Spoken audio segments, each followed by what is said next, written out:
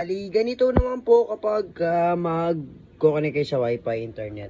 Punta lang po kayo sa may likod ng ng GCash.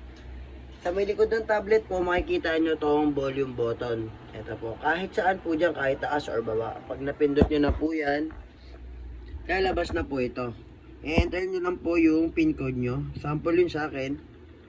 00, enter lang po. Submit. Punta lang po kayo ng settings.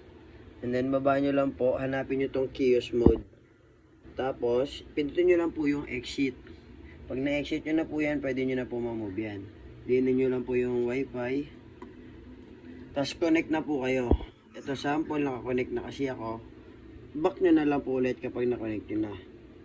And then, make kiosk nyo lang po ulit para hindi na ulit magalaw-galaw. Ayan, tapos got it. Hindi na po ulit yan magagalaw.